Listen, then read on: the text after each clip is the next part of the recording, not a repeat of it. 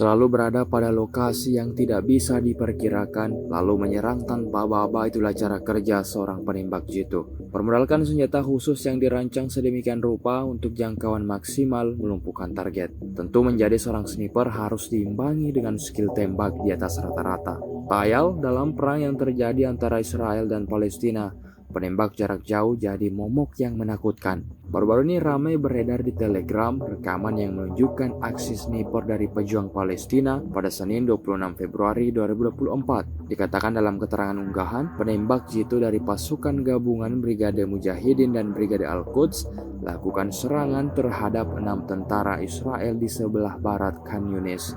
Dapat dilihat dalam video detik-detik sang penembak jitu lancarkan aksinya di dalam sebuah gedung.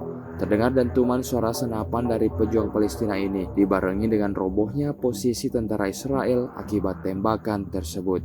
Sejak beredarnya video ini, beragam tanggapan diberikan warganet.